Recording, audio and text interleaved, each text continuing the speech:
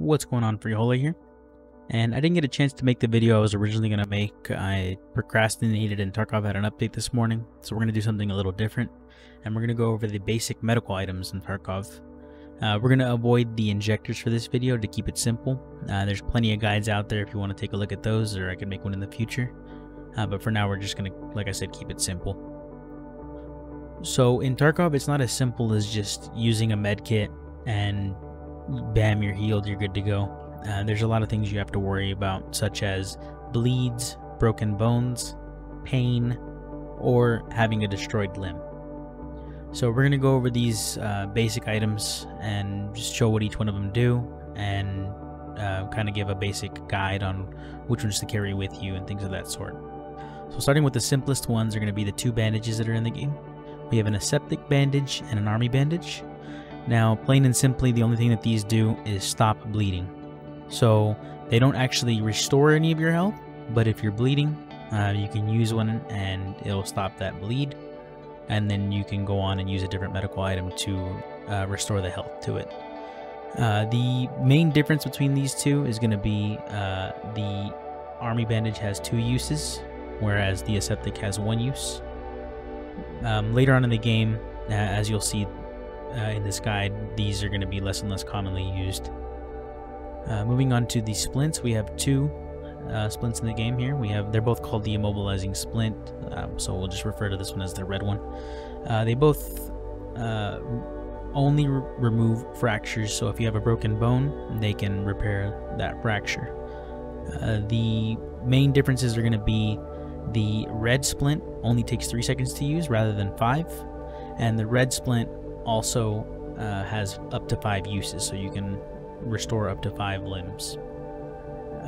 The main difference other than that is going to be the cost. Obviously the red one is going to cost more because of the multiple uses that it has. Moving on to the items that actually restore health are going to be, we're going to start with the most basic one here, the AI2. This is also only does one job. It says here it removes radiation exposure, but that's not in the game yet, so we don't have to worry about that. It takes 2 seconds to use, and it can restore a total of up to 100 HP. An upgrade from that is going to be the car med kit. It restores up to 220 HP, takes an extra second to use. And then again, we can ignore the removes radiation and removes toxication. But additionally to that, it also stops blood loss. So this car med kit serves the purpose of basically an AI2 and a bandage wrapped into one. The car med kit can actually stop any number of bleeds as long as it has enough left to restore. So rather than carrying, for example, an AI2 and a bandage, you can just carry one of these. And the same goes for the IFAC.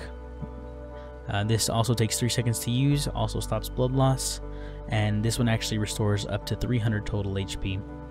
And it has the benefit of being only 1 square. So it takes up less space. It also costs more money than the car med kit though. And then here we have the most commonly used one, I believe, is going to be the Solowa. It also takes 3 seconds to use, also stops blood loss, and restores up to 400 HP. But you do have the downside of taking up multiple slots rather than just the one from the IFAC.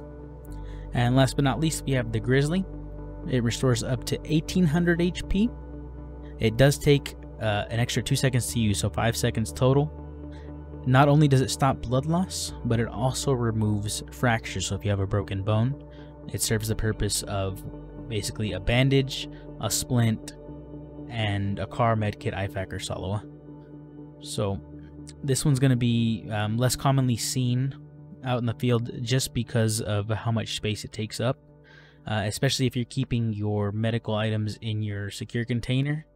It's going to be pretty difficult to fit something that big in a secure container. Moving on to the painkillers, and I kind of want to describe what the painkillers do. For example, if you were to have a broken leg, you would not be able to move at full speed. But if you have a painkiller active, you're able to not only move at full speed, but you can also sprint. But when sprinting, you do take damage. But this is just kind of good to get you out of a sticky situation. If you have a painkiller active and somebody's trying to fight you, you're able to at least have the option to run away at the cost of hurting yourself a little bit. So these are very, very important. Starting off with the Augmentin. This is one that I really don't recommend you use. It's really expensive. It's a single use. It takes 5 seconds to use, and it only removes your pain for 200 seconds. So I would basically avoid this one. One of the more common budget painkillers is going to be here just your regular Analgesian Painkillers. They take 3 seconds to use, and they remove pain for 170 seconds, 4 uses. Now, it does have the negative effect of that it's going to decrease your hydration by 7. Now, that's something that you always need to keep in mind when you're in a raid, because once one of these hits 0, not only do you start taking damage if your hydration's at 0, but if your energy's at 0, you're not even able to move at full speed. So for sure, when using these, make sure you either have a drink handy or you're sure that your hydration is at a good level. Same goes for Ibuprofen. This is kind of just like your basic upgrade to the Analgesian Painkillers. It has 12 uses. It does take 5 seconds to use. It removes 5 hydration rather than 7, but it does last a whole 500 seconds. So you're going to have to use this a lot less in your raids than you would the Analgesian Painkillers. One downside to the Ibuprofen is that it does cost a lot more. So the Ibuprofen is going to be one that I would highly recommend if you're using it to keep it in your secure container, whether that be the alpha or the beta container that you may have. The Vaseline is what I would consider a slight upgrade to the Ibuprofen. It does have less uses. It has 10.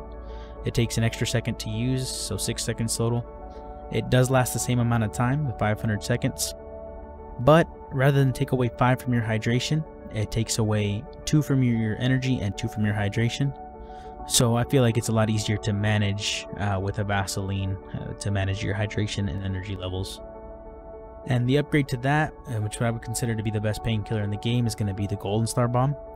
It actually doesn't have downsides to your energy and hydration. It actually gives you 4 energy and will actually recover 5 energy and 5 hydration over the next 5 seconds.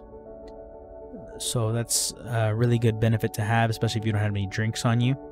It does take an extra second to use, 7 seconds, but it does last a whole 10 minutes, so 600 seconds there. But then, again, that does come with the added cost. The Golden Star is going to be a lot more expensive than both the Vaseline and Ibuprofen. I would consider Vaseline to be the best bang for your buck, and once you're in a comfortable spot with your money, you can upgrade to the Golden Star and run that more often. And the last but not least item that we're going to go over in this guide is going to be our surgery kits. We have 2 options here: the CMS kit and the Serve 12 Field Surgical Kit. Now what these do is, if a limb or your stomach hits 0, you're able to restore that limb to a certain amount of HP. So for example, with the CMS kit, you're able to restore a limb to up to 60% of what it was before you did the surgery. So if we were to do surgery on our left arm, we can restore it up to 60%, so around the 40-ish health area. And the Serve 12 kit would be able to restore it up to 90%, so in the around the 55-ish area, for example. The Survival 12 kit does take an extra 4 seconds to use, but it does have 15 uses rather than the 5 from the CMS kit. An added benefit to the Serve 12 kit is going to be that it also removes fractures, so if for whatever reason you don't have a splint on you, you can in a pinch use it to fix a broken bone, but it will take the full 20-second duration to fix it, rather than what the 3 seconds that an ALU splint uses. One thing I do want to mention about the Serve 12 kits is you cannot repair your head if it's 0, or your thorax if it's 0. More than likely, if your thorax hits 0, you are going to die immediately. And same is true most likely with your head, but there are situations where your head hits 0, and unfortunately there is no way to fix a destroyed head. And then the other big downside to the Serve 12 kit is going to be that it takes up 3 squares rather than 2. So if you're using an alpha container, unfortunately you aren't able to keep your Serve 12 kit in it, which It is pretty expensive, so I highly recommend just using a CMS kit if you have an alpha container. And this is another medical item that I highly recommend you actually keep in your secure container to use for multiple raids. Same with if you're using any of these 3 painkillers. So just kind of in general, to give somewhat of a guide, if you're using an alpha container and you're deciding to use a surgery kit, I would definitely take more than likely a CMS kit. And for painkillers, if you're going to keep it in your secure container, a Vaseline. And then from there, you can actually take an aluminum splint as well, and then there you got all your bases covered except for the blood loss and HP recovery. So all you would need to do there is carry, for example, a car med kit, IFAC, or Salawa, more than likely, and then you have all your bases covered that way. Now if you have a larger container, obviously you have the luxury. You could carry, for example, a SERP 12 kit, you can carry the Golden Star, or you could even carry a Grizzly if you wanted to. But if space is an issue, and this is definitely the setup that I would recommend running if you're going, for example, for a PvP raid where you're more looking to get out bigger loot rather than loot that you're going to stick in your secure container anyway. So I want to try to keep it short. If you have any questions, do leave them down in the comments below, or message me on Discord, find me live on Twitch. All the links are going to be down in the description. And if you have any suggestions for other videos, I would be more than happy to make content specific to your needs. So do let me know, and I'll get back to you as soon as possible. Thanks again for watching, and see you next time.